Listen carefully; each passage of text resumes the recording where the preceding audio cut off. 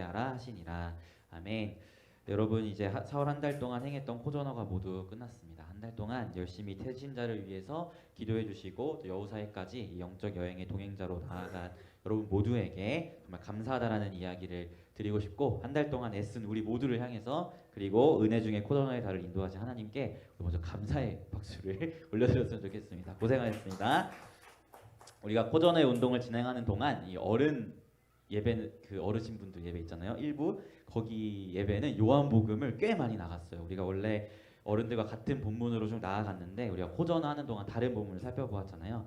그래서 오늘부터 다시 요한복음으로 돌아가서 우리가 말씀을 살펴보았으면 좋겠는데요. 오늘 본문이 좀 뚱땅지처럼 다가올 수 있어서 앞에 내용들을 먼저 짧게 요약을 해드리고 오늘 말씀을 함께 볼 수 있었으면 좋겠습니다. 예수님께서 이 땅에 살아계실 때, 지금도 살아계시지만 이 땅에 계실 때 정말 가까이 했던 한 가정이 있었어요. 누구네 가정일까요? 누구요? 네, 나사로라는 사람의 가정을 예수님께서 굉장히 가까이 하셨습니다. 이 나사로라는 사람에게는 두 여동생이 있었는데 바로 마르다와 마리아라는 여동생이 있었어요. 그런데 예수님께서 이 나사로의 집 근방에 계실 때에 나사로가 병에 들었다는 소식을 들으신 거예요. 그래서 예수님께서 가까이 하는 가정이니까, 되게 친하게 지내는 가정이니까 빨리 가서 고쳐줘야 하는데 그 병을 예수님은 의도적으로 가지 않으시고 나사로의 병을 고쳐주지 않으셨어요. 오히려 일부러 시간을 일부러 더 딜레이 하시는 것을 우리가 말씀을 통해서 보게 돼요. 그런 와중에 나사로는 이미 죽어버렸고 그의 장례식이 열렸습니다. 그리고 예수님은 그 나사로가 죽은 이후에 나사로의 집에 가십니다.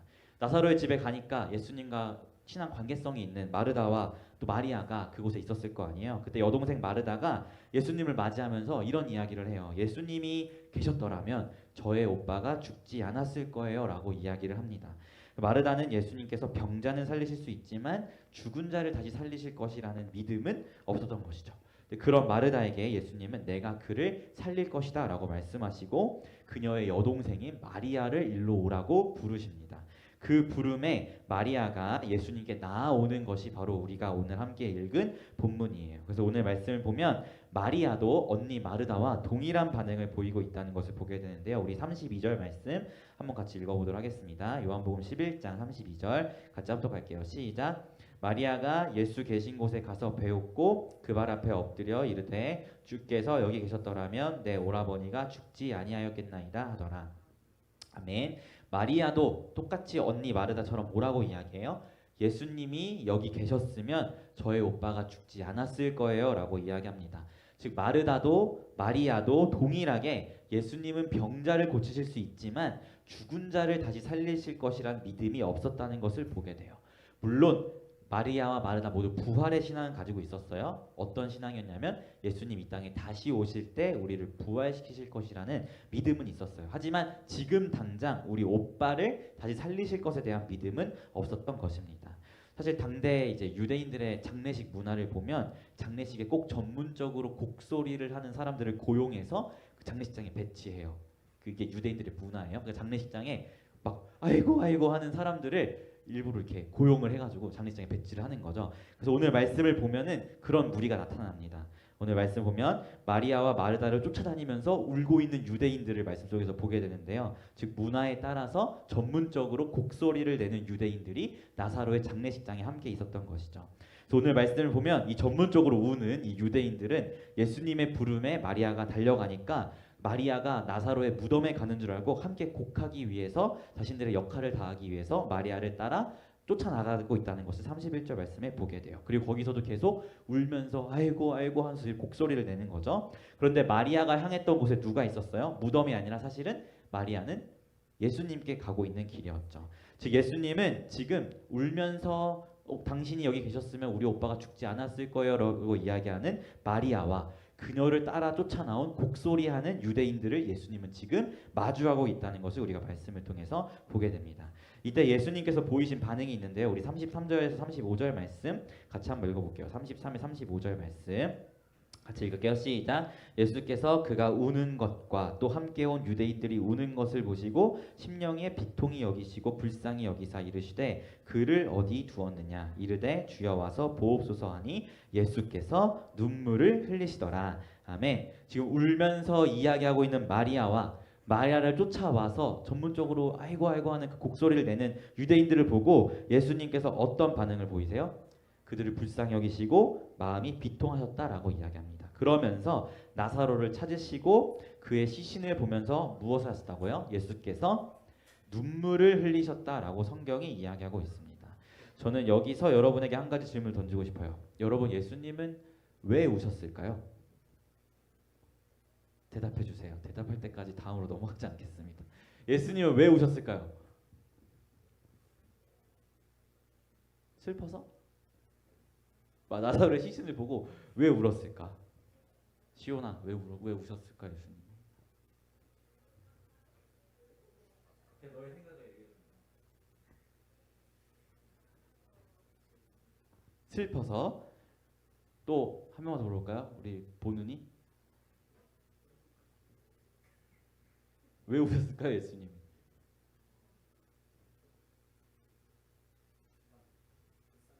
불쌍해서. 뭐 슬퍼서 오셨을 수도 있고 불쌍해서 오셨을 수도 있죠.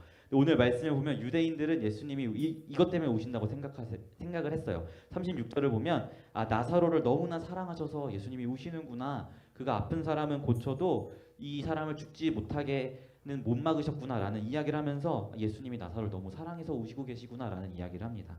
예수님은 과연 이들의 이야기처럼 나사로를 너무 사랑해서 오셨을까요? 아니면 시온이 말처럼 나사로의 죽음이 슬퍼서 오셨을까요? 아니면 불쌍해서 오셨을까요?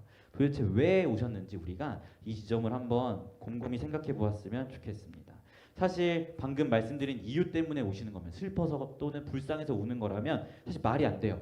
왜냐하면 예수님은 이후에 나사로를 다시 살리시거든요. 근데 다시 살릴 게 뻔한데 왜 오시겠어요? 뭐가 슬프시겠어요? 다시 살아날 건데. 즉 나사로의 죽음이 슬퍼서 오신 것은 분명히 아니라는 것을 보게 됩니다. 사실 오늘 본문 말씀을 보면은 두 집단의 눈물이 나와요. 마리아, 마르다, 그리고 유대인들의 눈물과 예수님의 눈물이 나옵니다. 그런데 여러분, 이 눈물을, 울고 있다라는 이 행위에 대한 헬라어를 살펴보면 이 두 무리의 헬라어가 다르게 나타나고 있어요. 마리아와 유대인들은 나사로의 죽음이 슬퍼서 운 것이 맞아요. 하지만 예수님의 눈물에 대해서는 헬라어로 다른 표현이 쓰여 있습니다. 바로 다크리오라는 표현인데요. 이것을 통해서 예수님의 눈물은 정말 슬퍼서 울고 있는 마르다, 마리아의 눈물과 다른 이유의 눈물이라는 것을 보게 됩니다. 예수님의 눈물의 이유는요, 사실 죄를 향한 분노의 눈물이셨습니다. 여러분, 아담과 하와가 죄를 짓고 무엇이 우리에게 찾아왔죠? 죽음이 우리에게 찾아왔어요. 사실 바로 사망이 우리에게 찾아왔는데요. 사람은 반드시 죽고 흙으로 돌아갑니다. 이 모든 것의 원인은 죄 때문이에요. 이 죄 때문에 사람들이 병이 들고, 죄 때문에 사람들이 힘들고, 온갖 세상의 어려움과 아픔들이 이 죄라는 것이 원인이 되어서 우리의 삶 가운데 찾아옵니다.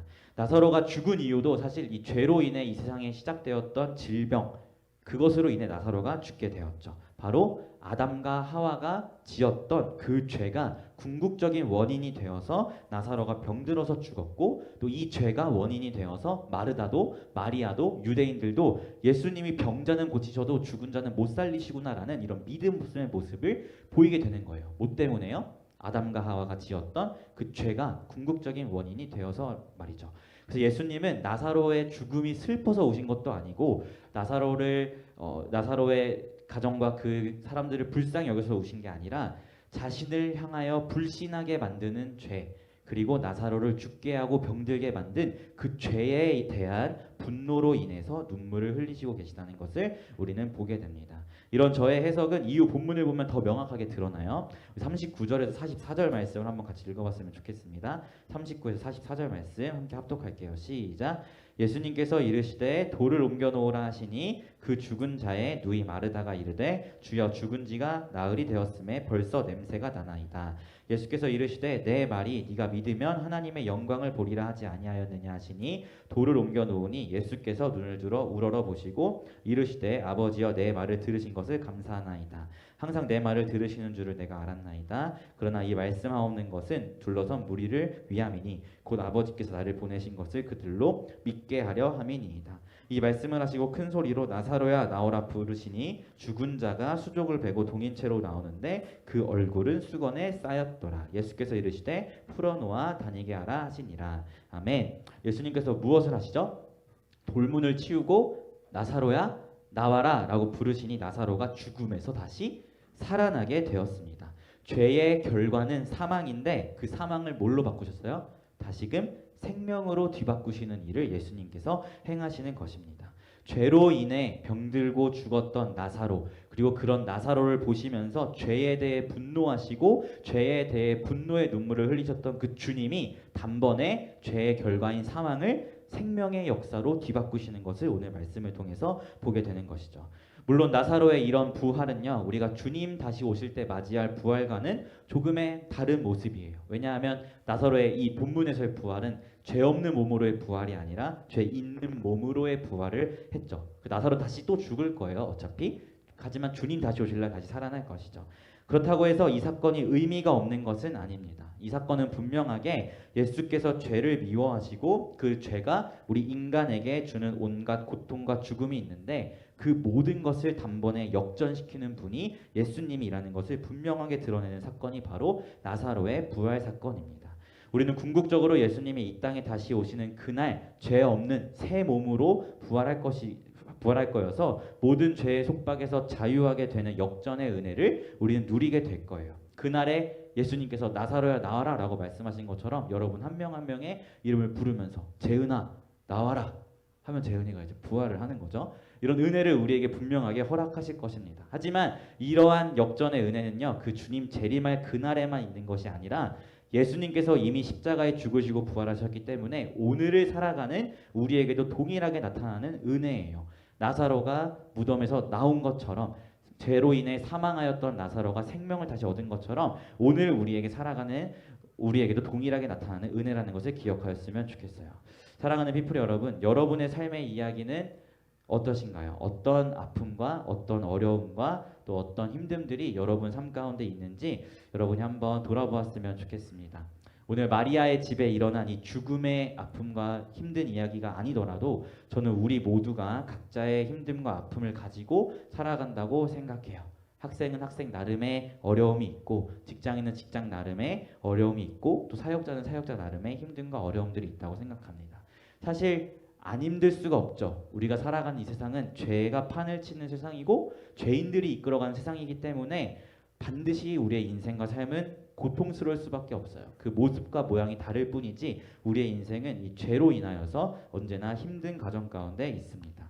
누군가는 학교나 직장 또는 교회, 가정 안에서 인간관계의 어려움 때문에 힘들 수도 있고, 재정의 어려움이 있는 사람들도 있고, 또는 몸이 아프거나 여러 가지 걱정과 고민들, 또는 학업이라는 또 일이라는 이런 것들이 너무나 힘들게 여러분의 삶 가운데 다가올 수가 있습니다.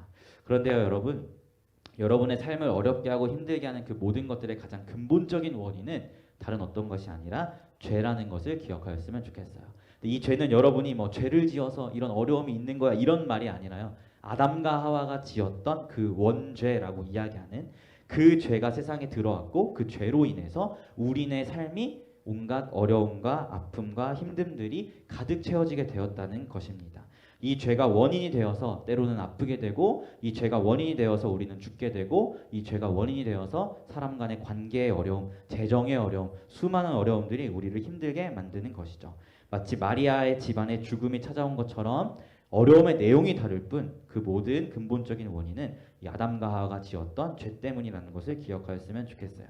그런데 여러분, 이 모든 것의 원인이 되는 이 죄를 향한 예수님의 반응이 뭐라고요? 바로 분노의 눈물이라는 것을 또한 기억하였으면 좋겠습니다. 우리 예수님은 예수님의 자녀들을 고통스럽게 하는 그 죄에 대해서 분노하시면서 눈물을 흘리세요. 그리고 그 눈물을 흘리시는 것에서 멈춰 계신 것이 아니라 그것을 넘어서 십자가 위에 자신을 내어주시며 모든 죄의 속박을 끊으시고 우리에게 승리를 허락하셨습니다. 그렇기 때문에 우리는 우리 삶 가운데 나사로의 부활과 같은 역전의 은혜를 기대할 수 있는 거예요. 왜요? 예수님께서 이미 십자가 위에서 모든 죄를 이기셨기 때문이에요. 그런데 여러분, 이 역전의 주님, 승리의 주님이 우리에게 모든 것을 열어주셨는데 여러분은 지금 그 주님 앞에 어떤 반응을 보이고 계실까요? 혹시 마르다나 마리아처럼 또는 그들을 쫓아간 유대인처럼 지금 처하고 있는 이 힘듦과 어려움에 주저하여서 나 못하겠어요 라고 주님한테 이야기를 한다던가 또는 낭망하여 계시지 않은지 여러분들이 돌아보셨으면 좋겠습니다. 마치 오늘 37절에 유대인들의 고백처럼 예수님이 맹인은 뜨게 하여도 죽은 자는 못 살리나 봐. 죽은 이 사람을 죽지 못하게는 못하시나 봐라는 이런 태도의 고백을 예수님께 드리고 있진 않은지 돌아보셨으면 좋겠어요. 예수님이 나를 구원하셔도 내 삶의 힘듦과 어려움은 어쩌실 수 없나 봐라는 이런 믿음 없음의 모습이 여러분 가운데 계시고 있진 않은지 돌아보았으면 좋겠습니다. 혹시 그런 분들이 계시다면 우리는 우리의 태도와 마음을 다시금 새롭게 할 수 있는 우리가 되었으면 좋겠어요. 예수님은 죄로 인해서 눈물을 흘리심과 동시에 또한 그들의 믿음 없음을 보시며 눈물을 흘리셨습니다. 우리가 이런 믿음 없는 태도를 보일 때 예수님은 동일하게 우리를 향해 비통해 하시며 이 눈물을 흘리신다는 것을 기억하면서 우리의 마음과 태도를 뒤바꿀 수 있는 여러분들이 되었으면 좋겠어요. 사랑하는 피플 여러분, 여러분의 삶 속에 어려움의 원인이 되는 아담과 하와로부터 시작된 그 죄는요, 예수님의 십자가로 이미 모든 것이 끝났습니다. 그로 인해 우리에게는 이제 역전의 은혜가 소망으로 주어지게 되었습니다. 여러분의 삶 가운데 크고 작은 어려움들이 있다면 그것들의 원인이 되는 죄를 다 이겨버리신 예수님 앞에 엎드려 예수님의 도움을 잠잠히 구하는 여러분들이 되셨으면 좋겠습니다. 주님은 병자는 살려도 죽은 자는 못 살리시는군요 라는 그런 믿음이 아니라 하나님께서 나의 삶 가운데 역전의 은혜를 허락하실 줄 믿는다는 이 믿음의 고백을 드리며 나아가는 여러분들이 되셨으면 좋겠습니다. 우리 한번 39에서 40절 말씀을 다시 한번 읽어봤으면 좋겠는데요. 39, 40절 같이 읽어볼게요. 시작. 예수께서 이르시되 돌을 옮겨 놓으라 하시니 그 죽은 자의 돌이 마르다가 이르되 주여 죽은 지가 나흘이 되었음에 벌써 냄새가 나나이다. 예수께서 이르시되 내 말이 네가 믿으면 하나님의 영광을 보리라 하지 아니하였느냐 하시니 아멘. 우리 모두가 너무나 잘 아는 찬양이 있죠. 주가 일하시네 라는 찬양이 있어요. 거기에 이런 가사가 있죠. 날이 저물어 갈 때 빈들에서 걸을 때 그때가 하나님의 때 내 힘으로 안 될 때 빈손으로 걸을 때 내가 고백해 여호와 이래 라는 가사가 있습니다. 사랑하는 피플 여러분, 우리 예수님은 우리의 모든 죄를 이기셨어요. 그렇기 때문에 우리는 역전의 은혜를 기대할 수 있는 것입니다. 죄가 원인이 되는 이 세상을 살아가는 것이 결코 쉽지 않으십니까? 또는 여러분의 인생 가운데 크고 작은 어려움들이 있으십니까? 그렇다면 역전의 하나님을 잠잠히 기대하십시오. 주님께서 말씀하십니다. 네가 믿으면 하나님의 영광을 보리라 하지 아니하였느냐. 내 힘으로 되지 않는 그때가 바로 하나님의 역전의 타이밍, 영광의 때인 줄 믿습니다. 사랑하는 피플 여러분, 우리 예수님의 눈물의 이유를 기억합시다. 그리고 그 눈물에서 멈추신 것이 아니라 죄로 인해 흘리신 그 눈물을 승리로 뒤바꾸신 역전의 하나님을 기억하시기를 부탁드립니다. 여러분의 삶, 여러분의 인생 가운데 하나님의 역전의 은혜가 있을 것입니다. 이 사실을 기억하면서 죄가 원인이 된 이 세상을 예수님과 함께 승리하며 나아가는 우리 피플이가 되기를 예수님의 이름으로 소망합니다. 아멘. 제가 기도하고 우리 기도회 하도록 할게요. 기도하겠습니다. 하나님 아버지, 우리가 주님의 눈물의 이유를 함께 살펴보았습니다. 예수님께서 나사로의 시신을 보고 눈물을 흘리신 것은 그가 불쌍해서도 슬퍼서도 아니라 그를 죽게 만든 죄에 대한 분노였음을 기억하며 나아갑니다. 하나님이 아담과 하와로부터 시작된 이 원죄는 우리의 삶의 인생의 이야기를 너무나 고통스럽게 만들고 힘들게 만듭니다. 때로는 관계적인 어려움으로, 재정적인 어려움으로, 또 각자의 삶 가운데 크고 작은 어려움들로 우리의 인생을 고통스럽게 만듭니다. 하지만 우리가 여기에 멈춰있는 것이 아니라 이 모든 죄악들을 보며 눈물을 흘리시고 십자가 위에 이 모든 죄의 속박을 끊어주신 예수 그리스도를 바라보면서 하나님께서 우리의 삶을 정말 뒤바꾸실 그 역전의 은혜를 기대하며 나아가기를 소망하오니 죽음 가운데 거하였던 나사로에게 생명을 허락하신 그 역전의 은혜를 우리 피플이의 삶 가운데 허락하여 주시고 그로 인해 하나님의 영광을 높이 바라보고 찬양하며 나아가는 우리 공동체가 될 수 있도록 주님 인도하여 주시옵소서. 감사드리며 예수님의 이름으로 기도합니다. 아멘.